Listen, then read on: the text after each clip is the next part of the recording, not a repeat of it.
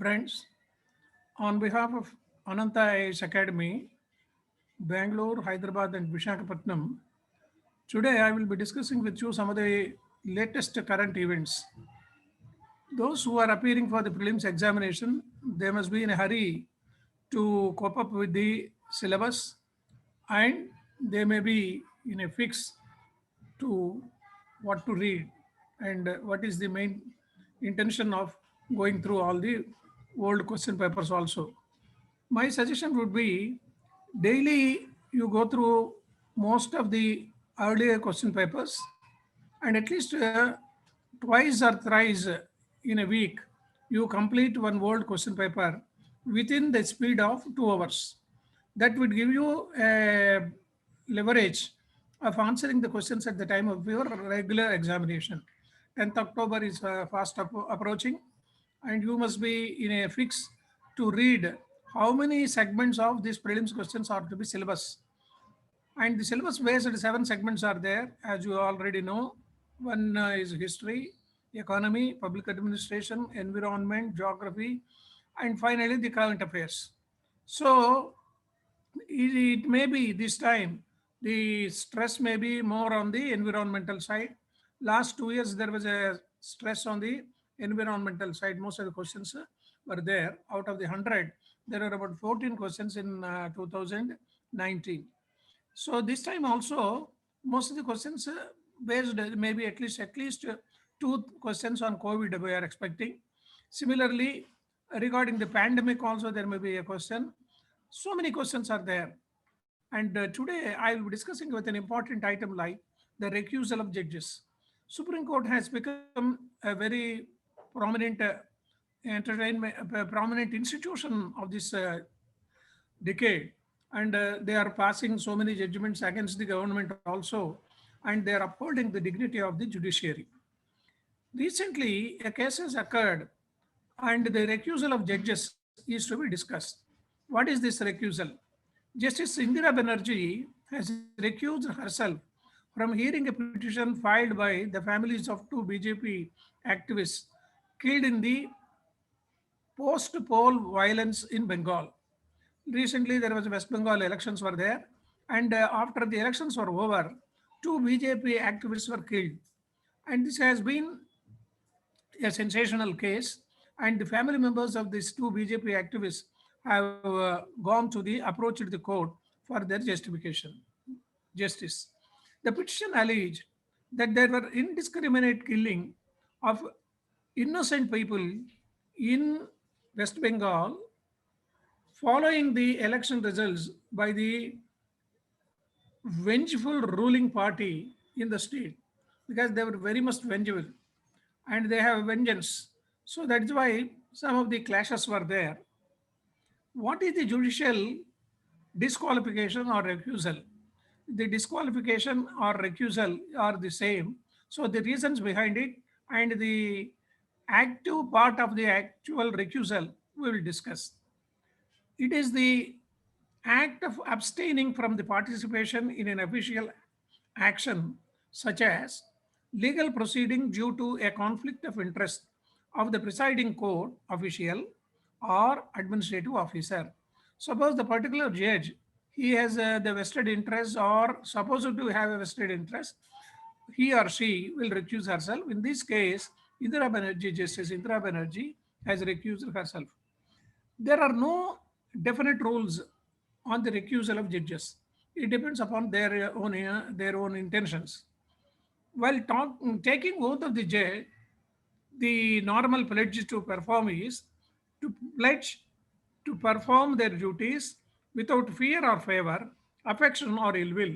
This is done by even the cabinet ministers, also by President of India. If the cabinet minister is taking oath, this oath taking ceremony will be there. Earlier, the Supreme Court itself has said Justice Chalameswar, in a judgment of Supreme Court Advocates on Record versus Union of India 2015, observed that where a judge has a peculiar interest, pecuniary interest, no further inquiry as to whether there was a real danger or reasonable suspicion of bias is required to be underlined. Here, what is it? Suppose you may not be involved in that incident, but there may be a doubt that that situation you have to be very careful. Then we will go on to the other item of the corporatization of Ordnance Factory Board. In the civil services, you might have noticed there are about three cadre posts, and then there are about 13 to 14 All India Services posts, and then 5 posts of Group B officers belonging to the Union Territories. So in these 13, you might have noticed one designation of ordnance factories also. What is this ordnance factory? This we will come into the reality of that situation. The Union Cabinet has approved recently a plan to corporatize the Ordnance Factory Board. The Ordnance Factory works under a board. It is like the board of a when we call with the I Indian Defense Establishment Act, the board is there, Cantonment Board. So similarly, the board of ordnance factories also is there. It is a separate board. It is an umbrella body for the ordnance factories and related institutions, and it is currently a subordinate office of the Ministry of Defense. It comes under Ministry of Defense, Raksha Mantri. So Raksha Mantri controls this board. The first Indian ordnance factory was set up in 1712. That is about 300 years back. This institution has come into force by the Dutch company as a gunpowder factory in West Bengal. This is the origin of this ordnance factory. They are responsible for different verticals of the products such as ammunition and explosives group, and it will be engaged in the production of ammunition, while vehicles group will engage in the production of defense mobility and combat vehicles, because most of the machinery is needed for the military organization is done by this institution. According to the plan, 41 companies will be grouped under this new entitlement as defense public sector undertaking like HAL or BGL. We have Hindustan Aeronautics Limited, which is a public sector undertaking.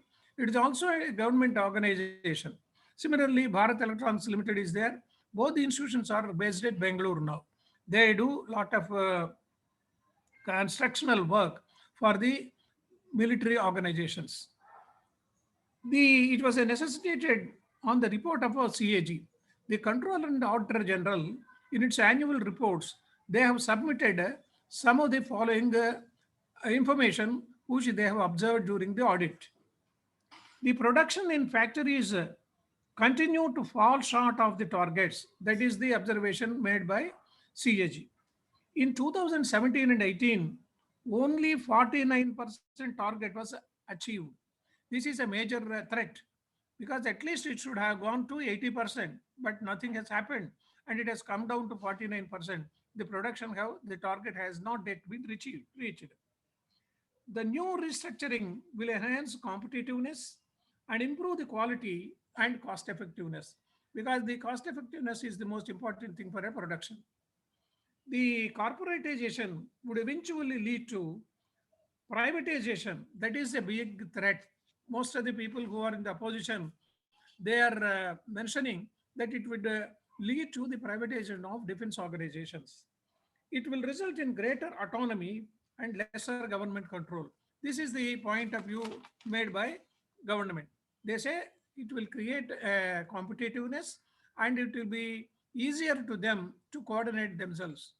Then we will go to another information which is very institutionally, geographically important one. That is summer solstice. What is the summer solstice? You may get a question in the prelims examination or even in the geography part of it in the GS studies paper. So you should be able to know, grasp the thing and collect the information regarding all these institutional parameters. June 21st of every year is referred to as a summer solstice. the longest day of summer season. That is to be remembered. It is the longest day, 21st of June. And it occurs when sun is directly over the Tropic of Cancer. Solstice means sun stands still in latitude, and Latin language, Latin longitude, and it is an astronomical event caused by the Earth's tilt on its axis and its motion in orbit around the sun. Here I will stress the more important thing is the solstice means sun stands still in a Latin latitude. It is an astronomical event that is important, which you have to remember. The Earth is positioned in its orbit so that our world, our world's north pole is leaning most towards the sun. That is also another important point which you have to remember. As seen from the Earth, the sun is directly over the head at the noon point, 23.5 degrees north of the equator, at an imaginary line encircling the globe known as the Tropic of Cancer. You might have heard of the word Tropic of Cancer. Here you have to establish the fact. What is it? As seen from the Earth, the sun is directly over the head at noon, 23.5 degrees north of the equator, at an imaginary line encircling the globe known as the Tropic of Cancer. It is named after the constellation Cancer, that is the crab. This is as far north as the sun even gets. This day is characterized by a greater amount of energy it is received from the sun. According to NASA, the amount of incoming energy the Earth received from the sun on this particular day, June 21st, is 30% higher at North Pole than at the equator. This is the important thing. So in the prelims, you may have a question about this North Pole and other things. Then another important thing which is most affecting the agriculturists and the farmers, it is to be tackled by government of India. What is it? The sale of HTBT cotton seeds doubled this year. HTBT cotton seeds are more vulnerable. The industry lobbies have written to the Agriculture Ministry demanding that the action to be taken to stop the illegal sales of HTBT cotton and punish the offenders. Because there is a separate vigilance department which controls all these things. So the people have requested them to take deal of this thing. The cultivation of genetically modified cotton variant has serious environmental consequences. That is a big threat. The illegal cultivation of herbicide tolerant BT, that is known as HTBT, has seen a huge lump this year. The seed manufacturers claimed that the sale of the illegal seed packets has more than doubled from 30 lakh last year to 75 lakh this year. That is the main point of intention, contention. The farmers are at risk because there is accountability of the quality of the seed. It pollutes the environment. So government has to take an action. The industry is losing legitimate seed sale, and the government also loses revenue in terms of the tax exemption. The tax collection at the cotton sales, cotton seed sales is more important, and that is why Government of India has taken a serious view regarding this sale of HTBT cotton seeds in the open market. Then comes another important question of Summit of Green Hydrogen Initiatives. India is India is hosting a summit on green hydrogen initiatives involving BRICS countries. The BRICS countries, as you are aware of it, they all have come into a conclusion that the green hydrogen initiatives are to be taken care of. The event will be anchored by the NTPC Limited, National Thermal Power Corporation, a Maharashtra CPSU under the Ministry of Power. Ministry of Power controls this NTPC, which is a public sector undertaking. And NTPC has been divided into Power Grid Corporation also. This CPU What is green hydrogen? You may have to note this point. What is exactly green hydrogen? Hydrogen, when produced by electrolysis using renewable energy, is known as green hydrogen. I will repeat it again. The hydrogen, when produced by electrocatalysis using renewable energy, it is known as green hydrogen. It has no carbon footprint. That is most important thing, because in the prelims question it will be a twisted question. So when the question of a carbon footprint is there, you may have to correctly point out whether it has a carbon footprint or not. It is a clean burning molecule. That is another important thing regarding this hydrogen initiative. Then comes the question of shifting of jurisdiction of High Court. This has pointed by Kerala government. What happened in the Lakshadweep? The administrator of the Lakshadweep government has taken a decision. The Lakshadweep administration has mooted a proposal to shift its legal jurisdiction from Kerala High Court to Karnataka High Court. So the question of main intention of the question is shifting of jurisdiction of a High Court. It comes under the constitutional obligation. The new administrator, Praful K. Patel, has initiated the proposal. Several litigations were moved before Kerala High Court against this move. I said, what is the procedure of the shift? Who can do this exercise and who is authorized to do it, and how the shifting can be done? It can be done only through an act of parliament. Nobody has a right to do that. Article 241 states that the parliament by law can constitute a high court for union territory or declare any court. That is the main intention of the act.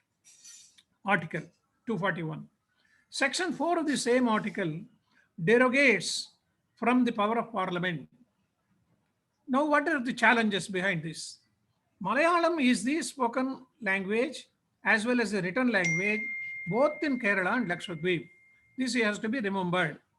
It will be great the bond of language. It creates a bond of language. High Court of Kerala is 400 kilometers away from distance wise, whereas Karnataka it is more than 1000 kilometers with no direct connection. All these things are to be kept in mind while taking a decision. Then another important major milestone of the Chief of Defense Staff appointment that has happened during recent years by Modi government. The High Court will, the Chief of Defense Staff, he will chair the important meetings to sort out the issues on the theater command. This word is more important, theater command. I will explain it later.